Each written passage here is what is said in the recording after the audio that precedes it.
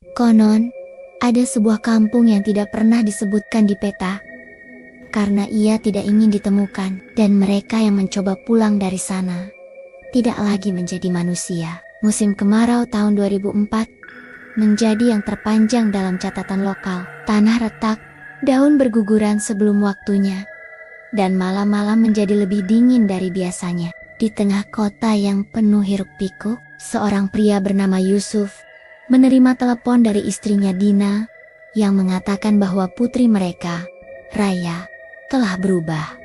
Bukan sekadar sakit, bukan pula kerasukan biasa.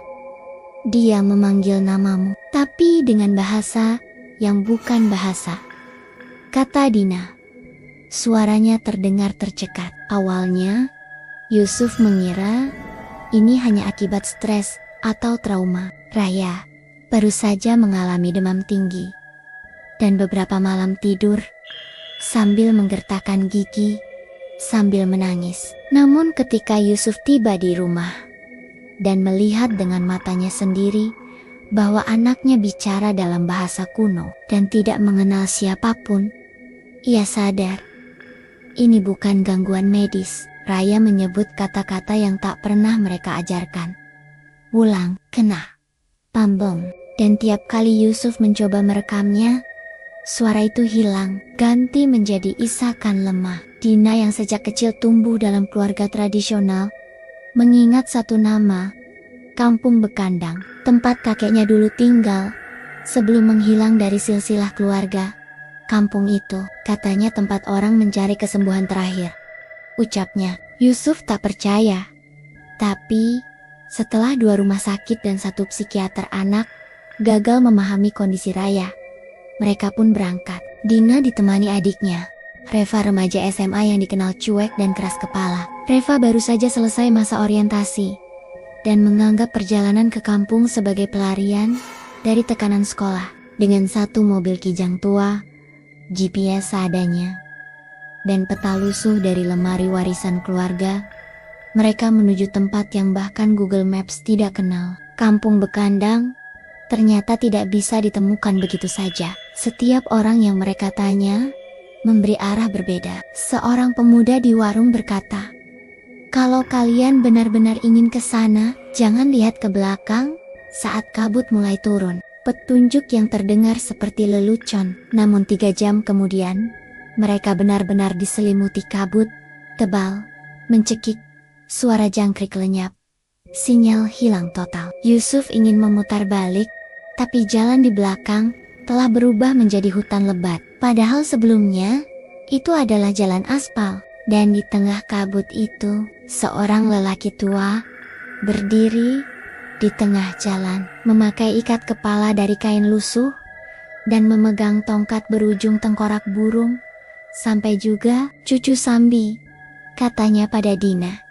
Kampung Bekandang, atau kini disebut oleh penduduknya sebagai Kampung Keramat, terletak di lembah yang dikelilingi perbukitan hitam. Rumah-rumahnya berdinding kayu tua, sebagian sudah miring, tapi tetap berdiri seolah menolak waktu. Warganya tak banyak bicara. Mereka menunduk saat Yusuf lewat, menatap lama ke arah Reva, dan berbisik dengan bahasa yang tak dimengerti. Ada perasaan aneh yang segera muncul, seolah mereka tidak menyambut, tapi juga tidak menolak. Yang menyambut mereka secara resmi hanyalah 2 orang. Mak Sambi, dukun tua yang menyebut dirinya penjaga batas. Pak Jajang, kepala kampung, berwajah datar dengan suara seperti bisikan. Mak Sambi membawa mereka ke rumah kosong di pinggir kampung, dekat sungai mati, yang airnya tak pernah bergerak. "Kalian bisa tinggal di sini sampai anak itu sembuh. Tapi ingat, jangan keluar setelah matahari hilang, bahkan untuk berdoa sekalipun." Tak ada penjelasan lebih lanjut. Di malam pertama, suara tawa terdengar dari dalam rumah. Padahal, semua tertidur. Yusuf bangun dan melihat Raya sedang berdiri di pojok ruangan, menghadap tembok, rambutnya menutupi wajah, dan dia berkata, "Ulang pamit." Tapi Reva belum selesai. Yusuf langsung menyalakan lampu. Raya tersadar. dan menangis ketakutan. Tidak tahu kenapa ia berdiri di sana. Di pagi hari, Reva mengeluh pusing, lalu pingsan di dekat sumur belakang. Saat sadar, ia berkata, "Aku bermimpi jadi perempuan lain." Tapi itu bukan mimpi, itu ingatan. Ia tidak tahu siapa perempuan itu. Namun wajahnya sangat mirip dirinya sendiri, hanya saja lebih tua dan mengenakan pakaian dari masa lalu. Yusuf menemukan foto tua dalam rak buku, bergambar satu keluarga besar. Di pojok bawah tertulis tahun 961. Salah satu gadis kecil dalam foto itu mirip Reva. Dina melihat Maksambi membakar sesajen dan menyebut nama Reva, bukan Raya, dalam doanya. Pak Jajang menasehati Yusuf dengan satu kalimat yang ambigu. Anak perempuan itu sudah pernah datang ke sini, tapi waktu itu dia memilih pergi sebelum waktunya. Dina yakin ritual penyembuhan dari Maksambi adalah solusi. Yusuf mulai menyelidiki asal-usul kampung dan sejarah keluarga Dina. Reva merasa dirinya tidak asing dengan kampung ini.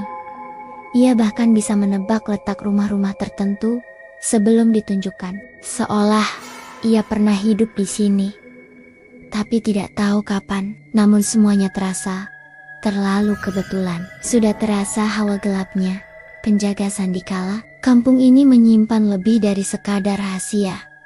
Kalau kamu mencium kejanggalan, jangan lupa berikan like sebagai tanda kamu masih bersama kami di tengah kegelapan ini.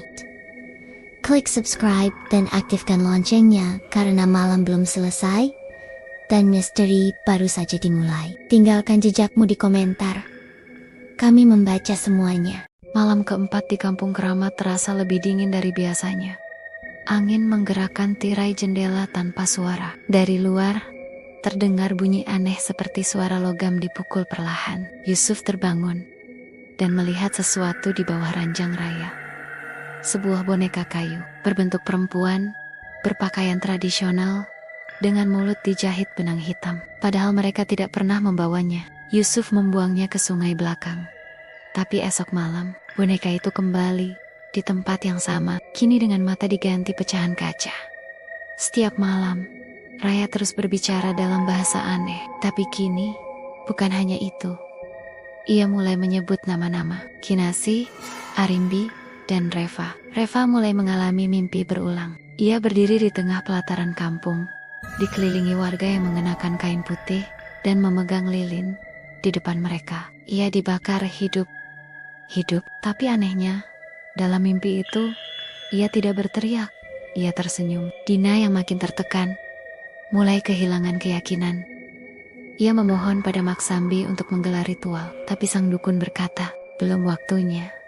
Kalau dimulai sekarang, Reva akan pergi, dan dia tidak akan kembali dalam tubuh ini. Kalimat itu membuat semuanya membeku. Mengapa Reva, bukan Raya? Pertama, Pak Lebah tukang kayu kampung yang tinggal di pinggir hutan terlihat normal, namun selalu menatap Reva lama sekali. Ia pernah berkata pelan, seolah berbicara sendiri. Pakaiannya beda, tapi matanya sama. Kedua, dari gadis kampung berusia belasan, Tuli, don't be sick. Tapi Reva melihat dia melukis wajah Reva di dinding rumahnya dengan darah ayam. Ketika ditanya, Darti hanya menggambar simbol aneh di tanah, simbol yang sama dengan yang muncul di mimpi Reva. Ketiga, Bu Mandira, ibu setengah baya yang mengaku pernah melihat anak itu berjalan masuk ke hutan 20 tahun lalu.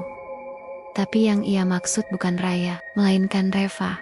Dia nggak mati, tapi dia bukan manusia lagi. Setelah itu, Yusuf mulai menyelidiki sejarah keluarga Dina dan menemukan surat tua dalam bahasa Jawa kuno di lemari Maksambi. Ia menerjemahkannya secara parsial dengan bantuan warga. Surat itu bercerita tentang seorang anak perempuan dari luar kampung yang dijadikan tumbal untuk menghentikan perempuan kembar yang datang dari luar waktu. Kalau tidak dibakar, dia akan lahir 2 kali. Dan kedua kalinya, dia akan menuntut. Yusuf menyangka ini tentang Raya, anaknya. Ia makin yakin bahwa Reva hanyalah terkena imbas. Namun, ternyata tumbal itu punya nama. Nama itu adalah Kinasih. Dan dalam sebuah papan batu tua yang retak, Yusuf menemukan ukiran nama. Kinasih anak dari garis darah, sambil lahir di bulan yang sama dengan Reva. Yusuf menyimpulkan bahwa Kinasih adalah nenek buyut Dina.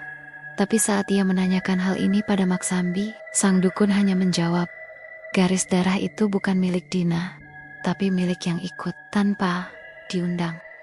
Melalui clue ini, penonton akan menyangka Reva kerasukan arwah nenek buyut, mengira Mak Sambi berusaha mengorbankan Reva seperti ritual dahulu. Curiga bahwa Pak Lebah adalah penjaga setia sekte lama yang ingin menghidupkan ritual itu. Mengira Raya hanya media, bukan pusat masalah. Tapi semuanya adalah jebakan. Malam ketujuh, Reva tidak bangun dari tidurnya, tapi tubuhnya bergerak sendiri. Ia menulis di dinding dengan jari.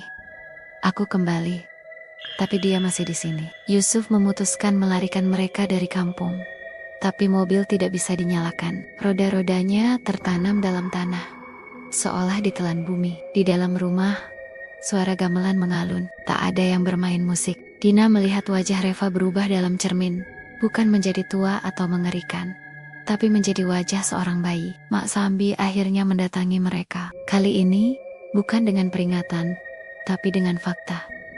Kinasih tidak pernah dibakar. Ritual gagal, tapi kampung ini membekukan waktunya agar dia tak pernah dewasa. Reva, bukan kerasukan. Reva adalah Kinasih, tapi dalam tubuh baru. Itulah kenapa kampung ini terpanggil kembali. Karena dia pulang, bahwa kampung menuntut kelanjutan ritual yang dulu tertunda. Bahwa Mak Sambi ingin mengulang pengorbanan. Yusuf mulai mempertimbangkan untuk mengorbankan Reva demi menyelamatkan Raya. Tapi sesungguhnya, itu belum seluruh kebenarannya. Sudahkah kamu menebak siapa pelakunya? Atau mungkin kamu juga sedang dibohongi oleh cerita ini?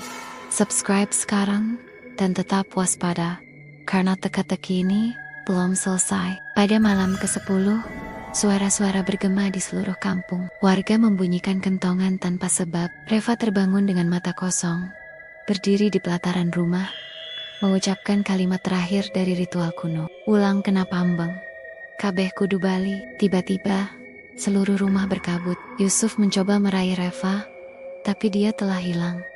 Dan di tempat Reva berdiri, hanya tersisa bekas lingkaran api di tanah. Di tengahnya, tergeletak foto tua yang selama ini disimpan Mak Sambi. Tapi kini, sosok Reva tidak ada dalam foto itu. Ia telah terhapus. Kalau Reva bukan dirasuki dan bukan reinkarnasi, maka siapa dia sebenarnya? Dan kalau bukan kampung yang menyimpan rahasia, mungkinkah keluarga Yusuf dan Dina yang selama ini menyembunyikan sesuatu lebih gelap dari yang pernah mereka bayangkan? Kampung Keramat tak lagi seperti dunia nyata. Kabut tebal menyelimuti setiap sudut. Jam-jam di rumah-rumah berhenti tepat jam 3:33. Yusuf berjalan sendiri ke rumah Mak Sambi. Tapi yang ia temui di sana hanyalah ruang kosong penuh potret tua. Di tengah ruangan itu, berdiri cermin besar yang terbungkus kain kafan. Ketika Yusuf membuka penutupnya, ia melihat refleksi dirinya. Berdiri bersama Dina, Raya dan Reva. Namun, saat ia berkedip, Reva tidak ada dalam pantulan. Yusuf akhirnya bertanya langsung pada Mak Sambi dengan amarah dan ketakutan bercampur. Apa yang kau sembunyikan? Siapa Reva sebenarnya? Mak Sambi akhirnya bicara. Tapi bukan untuk menjelaskan, melainkan untuk mengingatkan. Bukan kampung ini yang memanggil Reva pulang, tapi Reva yang memanggil kampung ini keluar dari waktu. Dia adalah benang yang terlepas dari takdir. Seseorang yang seharusnya tidak pernah lahir, tapi pernah mati. Yusuf dan Dina pernah mengalami keguguran saat kehamilan pertama mereka. Hal ini tidak pernah diceritakan dalam cerita sebelumnya secara eksplisit. Saat itu, usia janin sudah hampir 7 bulan. Mereka beri nama calon anak itu Reva. Dalam keputusasaan, Dina diam-diam pergi ke kampung, asal neneknya kampung yang tidak pernah ia ceritakan pada siapapun, dan menanam ari-ari Reva di bawah pohon besar. Mak Sambi melihat hal itu. Ia tahu, roh bayi yang belum sempat lahir itu terjebak di antara dunia, tapi tak bisa langsung lahir kembali. Hingga bertahun-tahun kemudian, ketika Raya lahir, Reva ikut lahir. Bukan dalam tubuh baru, tapi sebagai entitas yang menempel di garis darah. Dia tumbuh bersama, tapi tak memiliki tubuh sendiri. Ternyata, Rayalah yang kerasukan, tapi bukan oleh arwah jahat luar, melainkan oleh Reva, kakaknya yang tak pernah sempat melihat dunia. Semua gejala aneh, kepribadian ganda, dan momen-momen tidak sadar yang dialami Raya adalah karena dua jiwa dalam satu tubuh. Reva bukan roh jahat. Ia hanya ingin diakui, diberi ruang. Yusuf merasa terpukul. Selama ini ia pikir Reva adalah sosok nyata, anaknya yang kedua. Tapi semua bukti menunjukkan Reva tidak ada di dokumen lahir. Tidak ada foto Reva sendirian. Selalu dengan Raya, warga hanya melihat satu anak. Tapi selalu terasa dua. Dina menangis histeris. Ia mengaku selalu bisa merasakan Reva sejak dalam kandungan. Tapi ia memilih untuk percaya bahwa Reva benar-benar hadir. Sebagai bentuk pelampiasan trauma kehilangan dulu. Dan kini, ketika Reva sadar bahwa keberadaannya hanya akan dianggap kesalahan, ia berusaha mengambil alih Raya. Bukan untuk menyakiti, tapi agar bisa benar-benar hidup. Dalam adegan puncak, Raya terbaring, tak sadarkan diri. Suara Reva keluar dari mulutnya, meminta satu hal. Berikan aku tubuh, atau biarkan aku lenyap untuk selamanya. Maksambi menyiapkan ritual kuno, tapi Yusuf tidak sanggup memilih. Dina akhirnya mengambil keputusan ekstrem, menawarkan tubuhnya sendiri sebagai media sementara. Ia siap menjadi wadah Reva, agar anaknya Raya tidak perlu kehilangan dirinya sendiri. Ritual pun berlangsung, tapi di tengah ritual, sebuah kenyataan baru muncul. Reva tidak bisa menempel pada tubuh Dina, karena Reva bukan bagian dari tubuh Dina, melainkan dari Yusuf. Maksambi menjelaskan, Reva terlahir bukan dari darah, tapi dari ingatan, dari kehendak ayah yang ingin anaknya hidup, meski dengan harga tak masuk akal. Yusuflah yang diam-diam membuat perjanjian. Ia pernah bicara sendirian di makam janin mereka, bersumpah, kalau bisa, aku akan menukar separuh jiwaku, agar Reva bisa hidup meski sebentar. Dan keinginan itu dikabulkan, tapi kini Reva menagih sisa separuhnya. Ritual berubah menjadi medan batin. Yusuf harus memilih, memberi seluruh jiwanya, dan menghilang, agar Reva bisa hidup sebagai manusia penuh. Atau, membiarkan Reva pergi, menghapus keberadaannya dari dunia. Yusuf memeluk tubuh Raya, dan berbisik pada Reva, maaf, karena aku terlalu egois, ingin memilikimu, tapi kamu tidak harus hidup untuk kami mencintaimu. Dan dengan kata itu, Reva perlahan menghilang. Terkejut? Atau kamu sudah curiga sejak awal? Beri like kalau kamu kena jebakan cerita ini, dan share ke temanmu, biar mereka juga terperangkap dalam misteri Sandikala. Tulis teorimu di komentar. Siapa tahu kamu yang paling jeli. Kampung Keramat kembali sunyi. Waktu mengalir normal, tapi satu hal berubah. Raya kini lebih tenang. Namun kadang menatap kosong ke langit malam, seolah mendengarkan suara yang hanya bisa ia dengar. Dan Yusuf, ia mulai kehilangan kenangan perlahan, seolah separuh dirinya pernah ikut pergi. 3 hari setelah ritual, Yusuf duduk termenung di teras rumah tua Maksambi. Dina menggenggam tangan Raya, yang tertidur di dalam kamar, jauh lebih tenang dari sebelumnya. Namun, ketenangan ini terasa seperti keheningan setelah badai yang menghancurkan segalanya. Yusuf mulai lupa hal-hal kecil, tanggal ulang tahun Raya, warna pakaian favorit Dina, bahkan nama guru SD Raya. Tapi ia tetap ingat satu nama, Reva, yang lain tidak. Hal-hal yang dulu mengisyaratkan keberadaan Reva mulai menghilang satu persatu. Foto keluarga yang sebelumnya berempat, kini hanya memperlihatkan 3 orang dengan komposisi yang tetap sama. Tapi ruang di mana Reva berdiri kini menjadi latar kosong. Coretan-coretan R tambah R di dinding kamar Raya sudah tidak ada. Buku cerita milik Reva yang pernah dibacakan Yusuf tiap malam hilang begitu saja dari rak. Maksambi menjelaskan, Reva bukan hilang. Ia sudah disimpan di tempat yang tidak bisa disentuh waktu. Dina masih mencoba menulis surat untuk Reva tiap malam. Surat-surat itu ia sembunyikan di bawah bantal, berharap bisa dibaca entah oleh siapa. Tapi setiap pagi, surat itu selalu menghilang. Kalau benar Reva tak pernah ada, Katanya pelan ke Yusuf. Kenapa aku masih merasa bersalah meninggalkannya dulu di bawah pohon itu? Yusuf tak menjawab. Ia hanya menatap pohon besar di halaman belakang, rumah Mak Sambi pohon, tempat Dina menanam ari-ari Reva, yang kini tampak layu, menghitam, dan penuh luka di kulit batangnya. Penjaga Sandikala, mungkin sebelumnya kalian percaya bahwa Mak Sambi adalah dukun jahat. Reva adalah anak indigo. Raya adalah korban kerasukan roh asing. Warga kampung yang aneh adalah pelaku utama misteri. Kini harus menerima bahwa semua itu hanya bayangan dalam cermin retak. Petunjuk-petunjuk yang selama ini tampak menyeramkan ternyata adalah respons tubuh dan jiwa terhadap rasa kehilangan dan trauma yang tak tertangani. Mak Sambi bukan penjahat. Dia penjaga. Warga kampung bukan sekte. Mereka adalah bagian dari masa lalu yang mencoba melindungi keluarga Yusuf dari kesalahan masa silam. Sebelum Yusuf dan keluarganya pulang ke kota, Mak Sambi memberikan satu benda. Kain kafan bekas penutup cermin. Kalau kalian mulai melihat bayangan yang seharusnya tidak ada, tutuplah, karena tidak semua yang ingin hidup siap dilahirkan kembali. Raya kini lebih ceria. Ia tidak lagi bangun dengan tangisan atau menggambar sosok hitam bersayap di dinding. Tapi ia juga sering berhenti bicara di tengah kalimat, seolah lupa kata-kata. Suatu malam, Dina mendengar suara Raya tertawa sendiri di kamar. Ketika Dina mengintip, Raya sedang bicara pada boneka rusak, yang seharusnya sudah dibuang sejak lama. Boneka itu ia panggil Kak Reva. Reva bukan hantu. Ia adalah representasi trauma yang tidak selesai, cinta yang tidak tersampaikan, dan janji yang terlalu dalam untuk ditepati. Kampung Keramat adalah tempat di mana batas antara jiwa dan tubuh jadi kabur. Dan setiap yang pernah kehilangan berisiko memanggil sesuatu dari luar waktu. Cerita boleh selesai, tapi malam belum tentu berakhir. Kalau kamu merasa cerita ini berhasil menipu atau mengguncang hatimu, like dan share sebagai bentuk penghargaan. Subscribe dan nyalakan loncengnya, karena kita akan kembali dengan cerita yang lebih gelap, lebih misterius, dan lebih mengganggu.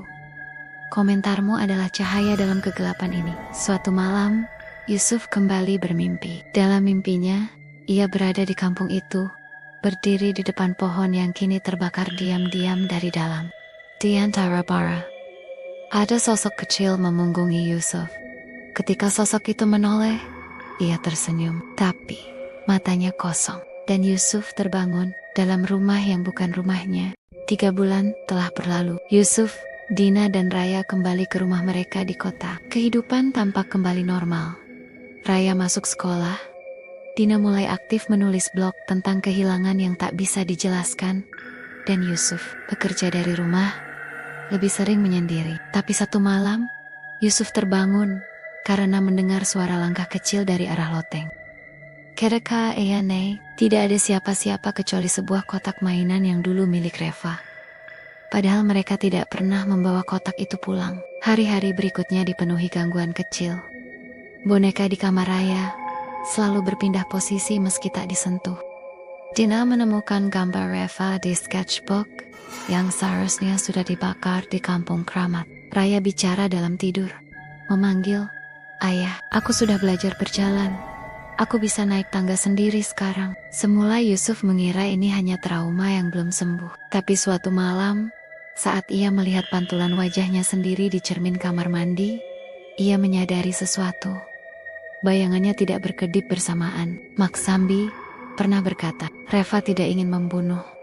Dia hanya ingin hidup, dan untuk hidup, dia butuh tempat. Di klimaks Yusuf percaya bahwa ia berhasil melepaskan Reva dari Raya.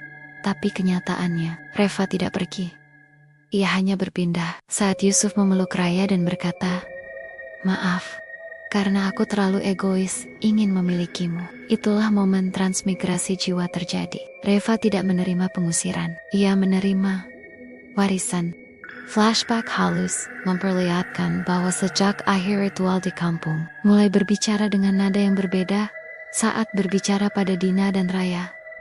Ia mulai lebih protektif terhadap Raya berlebihan, seperti saudara bukan ayah. Ia melukis di waktu senggang, padahal Yusuf sebelumnya tidak pernah menyentuh kuas. Lukisannya, gambar-gambar pohon, cermin, dan anak perempuan Jika Reva hidup dalam tubuh Yusuf, lalu siapa Yusuf sekarang? Apakah Yusuf benar-benar pergi? Ataukah ini adalah bentuk simbiosis?